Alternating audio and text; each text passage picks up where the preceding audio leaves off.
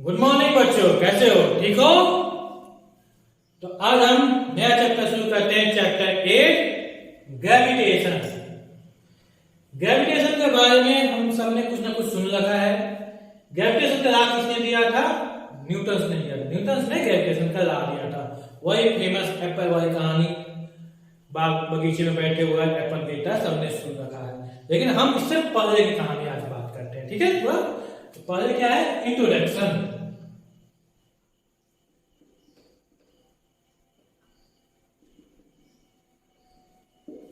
Introduction में क्या है कि जब से ह्यूमन सिविलाइजेशन शुरू हुआ है तो हमने आसमान में सूरज, चांद, तारे देखते रहे।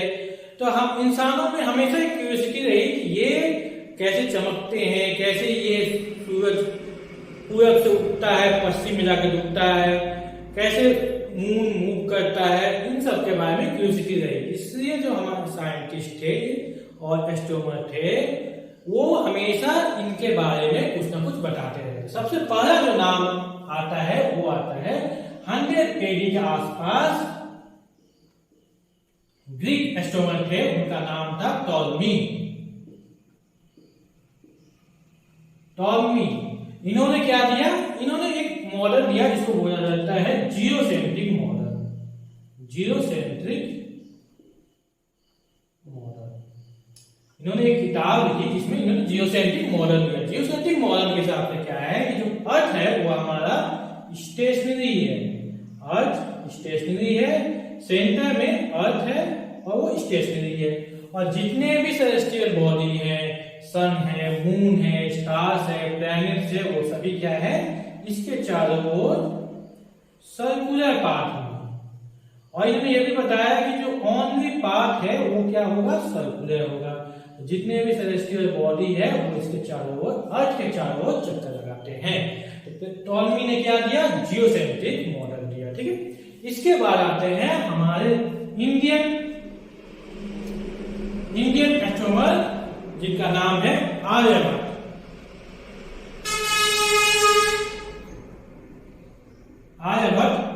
आर्यभट्ट जो थे इंडियन एस्ट्रोनॉमर थे, उन्होंने क्या बताया? उन्होंने बताया कि अर्थ जो है सेंटर में नहीं है बल्कि सन हमारे सेंटर में है। सन सेंटर में है और अर्थ और दूसरे पैर में सन के चारों ओर चक्कर लगाते हैं, ठीक है। सन के चारों ओर हमारा अर्थ और दूसरे पैर में चक्कर लगाते हैं। इन्होंने इसके साथ ये भी बताया कि जो हमारा अर्थ है वो अपने एक्सिस पे भी रोटेट करता है, ठीक है।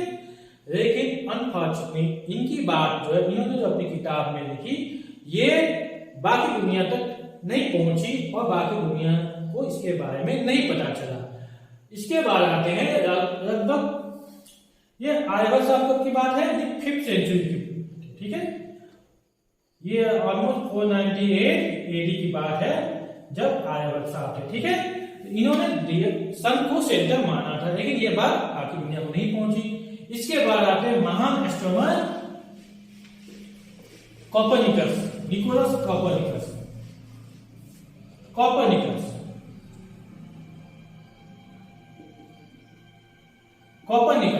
दुनिया इन्हीं को मानती है जिसने बताया था कि अर्थ जो है सन के चारों ओर चक्कर लगाती है। तो इन्होंने जो मॉडल दिया उसको बोलते हैं हेलियोसेंट्रिक मॉडल कोपर्निकस ने दिया। ये मॉडल पहले आर्यभट्ट दे चुके थे, लेकिन ये बात बाकी को नहीं पता चला। कोपर्निकस ने इंडिपेंडेंटली अपने ओर से बताया कि जो अर्थ है वो हमारा सेंटर में नहीं है बल्कि सन सेंटर में है और सन के चारों ओर सभी प्लैनेट वो चक्कर लगाते हैं, ठीक है। तो ये हेलियोसेंट्रिक मॉडल दिया कोपर्निकस ने। इसके बाद आता है बहुत महान साइंटिस्ट का नाम, जिनका नाम है टाइको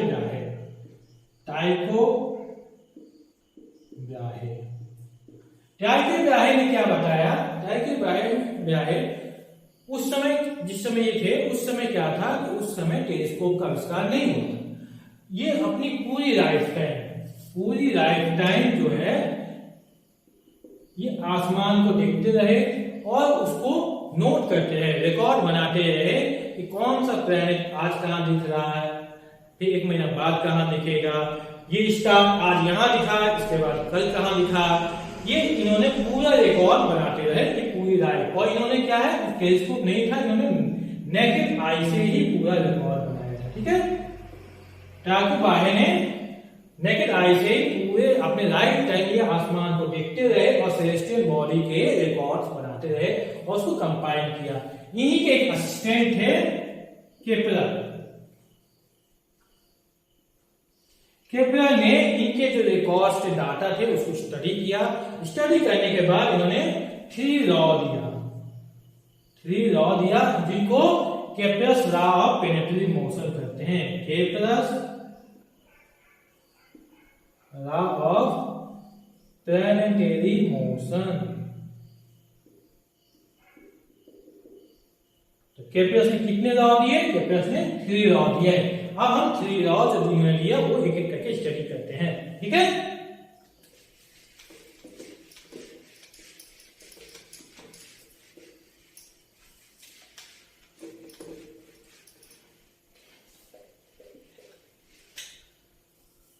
हाँ कुछ बच्चे बोल रहे थे कि सर आप पढ़ाते वक्त समझ में आता है लेकिन उसके बाद कुछ नोट नहीं कर पाते हैं तो भूल जाते हैं, फिर उतना यूजफुल नहीं रहता। वो उनके हिसाब से उनको नोट्स चाहिए तो ठीक है, हम नोट्स आपको प्रोवाइड करेंगे इस वीडियो के लास्ट में। जो आज का लेसन है इसके नोट्स हम आपको देंगे। ठीक है, हम पढ़ रहे थे केपलर्स का लॉ। फर्स्ट लॉ क्या है? Law of orbits. ठीक है, तो टॉमी साहब ने कहा था कि जो ऑर्बिट्स हैं उन्होंने तो अर्थ को सेंटर में माना था और जो बाकी सेलेस्टियल बॉडी है उसके चारों चक्कर लगा रहे थे वो सर्किल भी से लगा सकते हैं। लेकिन केपलर्स ने कहा कि जो प्लैनेट होते हैं वो अर्थ के चारों ओर इलिप्टिकल पाथ में चक्कर लगाते हैं। इलिप्स क्या होता है?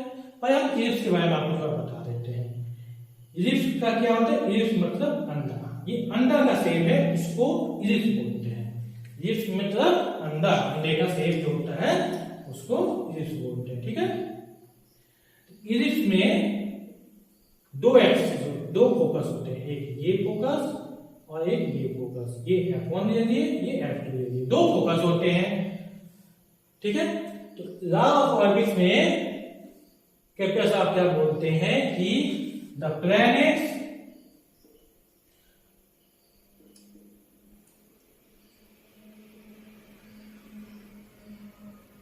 move around the sun in elliptical orbits with sun situated at one of the फोर्सी। ठीक है, फोर्सी जो होता है फोकस का प्योर भाग। ठीक है, तो 2 फोकस होते हैं, उनमें किसी एक पे हमारा सन होगा और इस इलिप्टिकल पाथ में हमारा प्लैनेट मूव करेगा। ठीक है, अब इलिप्स बनता कैसे है?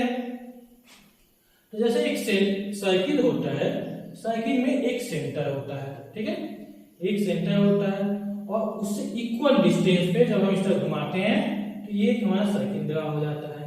ठीक है, इस सेंटर से इक्वल डिस्टेंस जिसको हम रेडियस बोलते हैं उसके घुमाते हैं। मतलब क्या है कि इक्वल डिस्टेंस में जितने पॉइंट है उनके कलेक्शन को हम सर्किल बोलते हैं। ये है।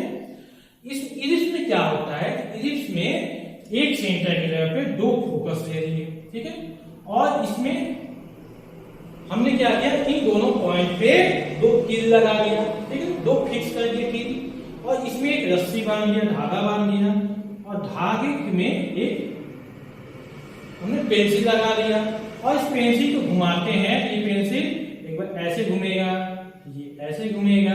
जब इस तरह घुमाएंगे तो ये जो पाथ ड्रा करेगा उसको हम क्या बोलते हैं? इलिप्स बोलते हैं। ठीक है,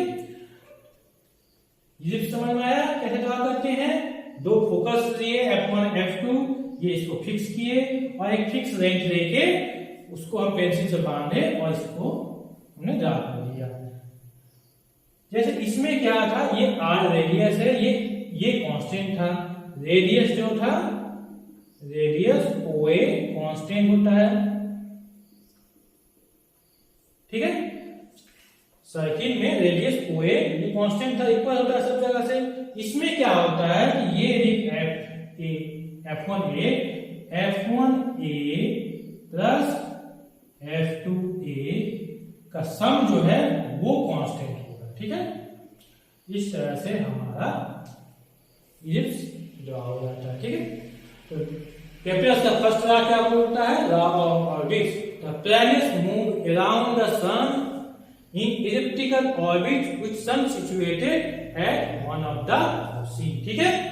ये हमारा फर्स्ट लॉ हो गया। अब हम सेकेंड लॉ की बात करते हैं।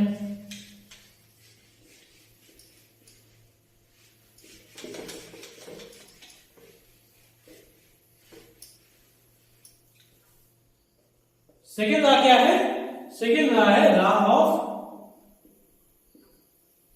एरिया, लॉ ऑफ एरिया, ठीक है।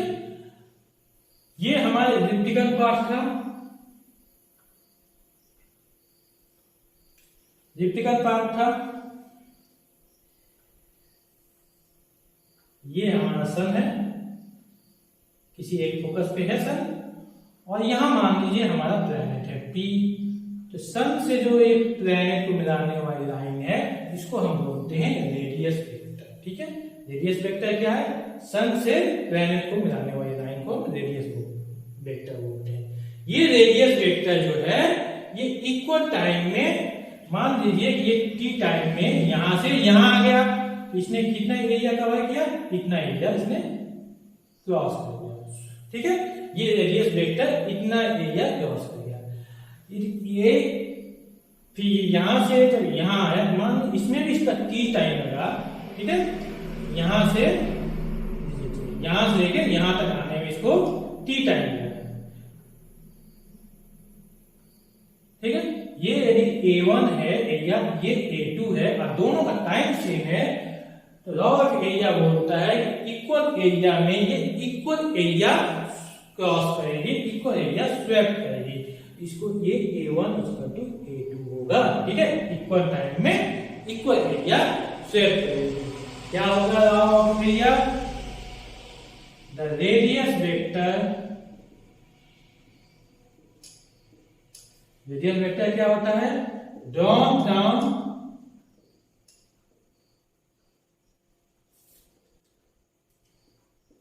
सन टू प्लैनेट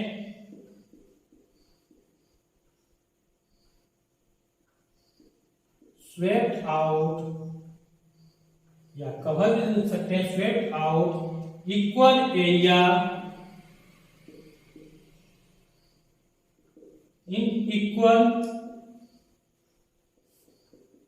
टाइम, ठीक है।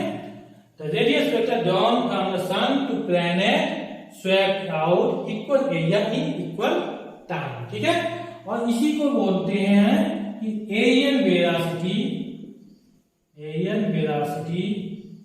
ऑफ प्लैनेट इज कांस्टेंट, ठीक है। एरियल वेलोसिटी होता है वो कांस्टेंट होता है। डेल्टा ए एरिया को क्रॉस करता है टी टाइम में, एरियल वेलोसिटी हो गया, ये कांस्टेंट होता है, ठीक है। ये हमारा लॉ ऑफ एरिया है, सेकंड लॉ है।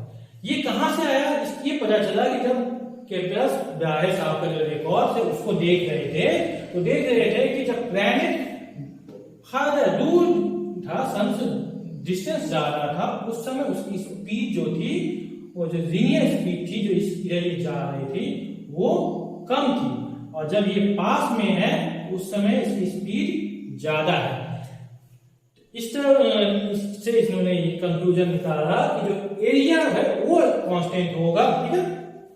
तो क्या हो गया इसका मीन्स, ये डिस्टेंस ऑफ प्लैनेट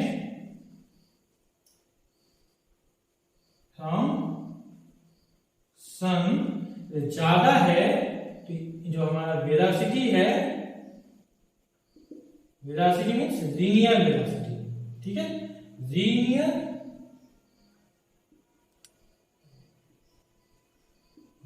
वेलोसिटी वो कम है।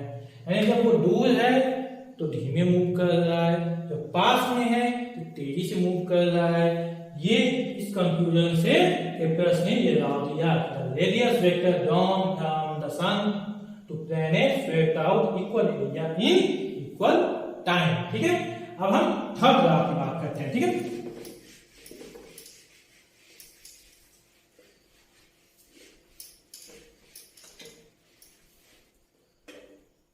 थर्ड लॉ है लॉ ऑफ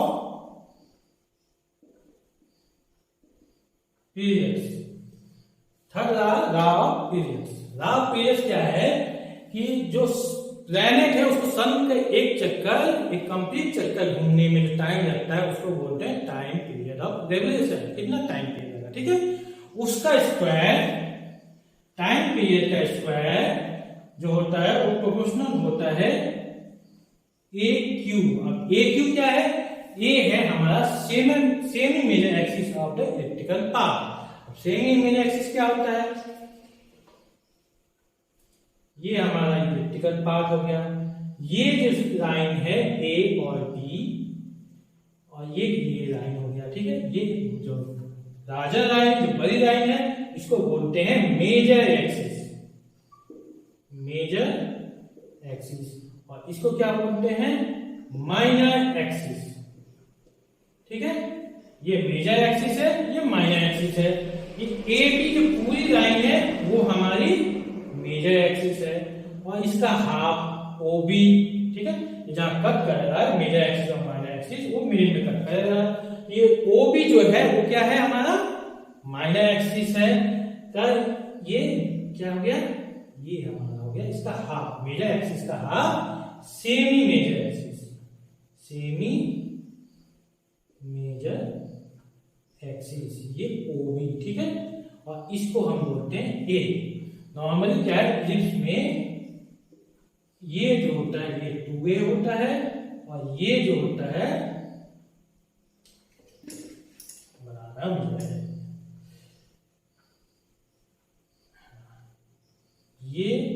ये रेंज हमारा, इसको हम 2a देते हैं, और ये रेंज 2b, तो ये रेंज हो गया हमारा इसका आधा हाफ a। ये सेमी मेजर एक्सिस हो गया, सेमी मेजर एक्सिस का क्यूब, ठीक है। तो ये क्या हो गया? The square of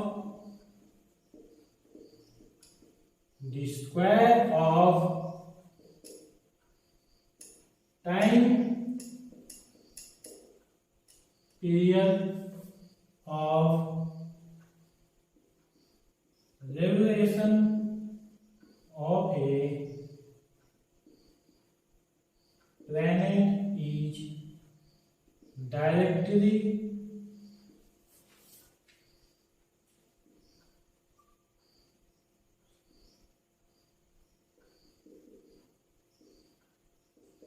proportional to cube of semi major axis,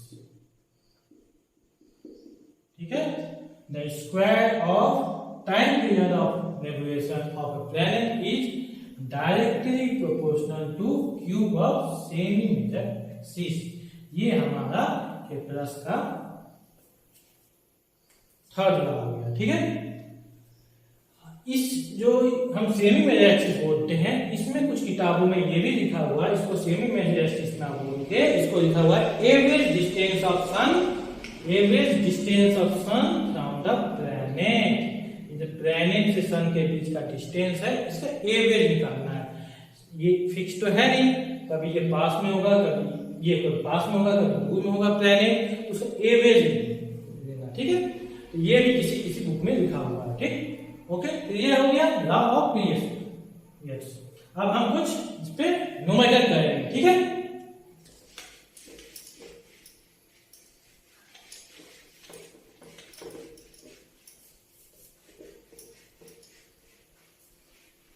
तो क्वेश्चन है, एक जियो stationery satellite geostationary satellite orbits around the Earth in a circular orbit of radius 36,000 km.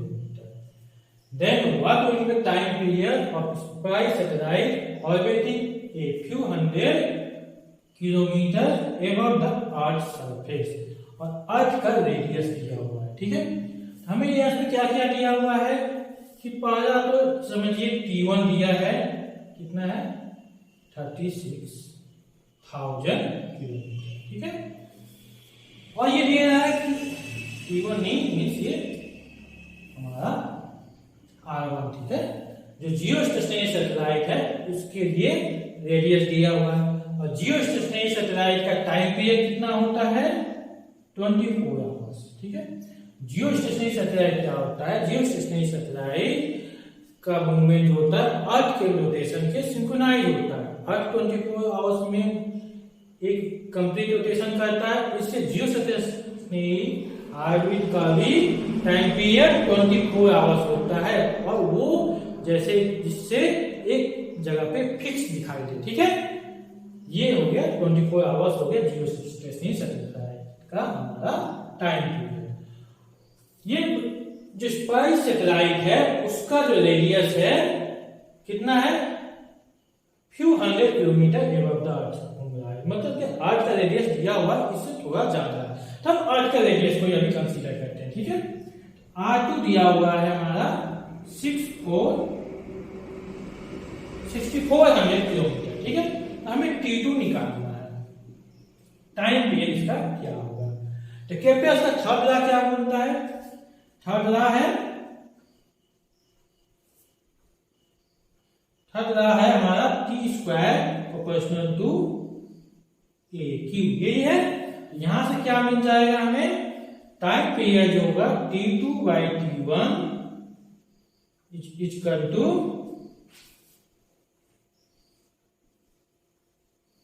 A2/A1 का 3, ठीक है। टाइम पीरियड का स्क्वायर जो होगा सेमी मेजर एक्सिस इन रेडियस के Q के प्रोपोर्शनल होगा, तो ये हमें मिल गया। तो यहां से हमें T क्या हो गया, T2/T1 क्या हो गया A2/A1 का पावर 3/2। ये 2 है, इसका स्क्वायर करेंगे तो ये यहां से 2 हट जाएगा और यहाँ 3/2 हो जाएगा। तो T2 हमारा क्या आ जाएगा, T2 आ जाएगा T1 A2/A1। A2 मीन्स क्या है, R है ना, R, ये हो जाएगा R2/R1, ठीक है। R2/R1 का पावर 3/2। T1 कितना है, T1 है 24 और R2 कितना है, R2 है 6400। R2 कितना है 6400 और R1 कितना है 36,000। 3/2, ये 6400 है, ये 36,000 है, ठीक है। जब हम इसको सॉल्व करेंगे इसको, ये हमारा आएगा ऑलमोस्ट 1.7 आवर्स, ठीक है। तो T2 आ गया हमारा 1.7 आवर्स, ठीक है। यहां जो हमने रेडियस है उसको दे दिया और ये आ गया हमारा 1.7 आवर्स। अब हमारा इसमें ऑप्शन देख रहे हैं, 2 आवर्स दिया है, 12 है, 24 है, 48। ये फ्यू हंड्रेड एबव हमने क्या दिया था, अर्थ के सरफेस पे दिया था। यहाँ पे हाइट क्या है उससे कुछ ज्यादा है, यानी जो हमारा R2 है 6400 से कुछ ज्यादा है। 6400 से कुछ ज्यादा होगा, थोड़ा सा ज्यादा होगा, थोड़ा सा ज्यादा होगा तो हमारा टाइम पीरियड भी थोड़ा ज्यादा होगा। आंसर है ये 2 आवर्स इज करेक्ट आंसर, ठीक है। अब हम नेक्स्ट क्वेश्चन देखते हैं, ठीक है।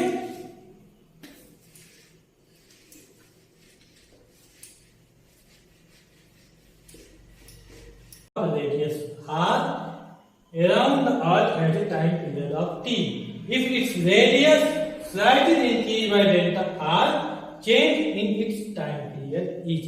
मीन्स क्या है कि हम इसके रेडियस में स्लाइटली इंक्रीज कर देते हैं डेल्टा R, तो उसके टाइम पीरियड में क्या चेंज आएगा, ये हमें कैलकुलेट करना है। ठीक है, तो कैलकुलस का थर्ड लॉ क्या होता है कि टाइम पीरियड का स्क्वायर जो होता है वो हमारे रेडियस के क्यू के प्रोपोर्शनल होता है। ये हमारा कैलकुलस का थर्ड लॉ है।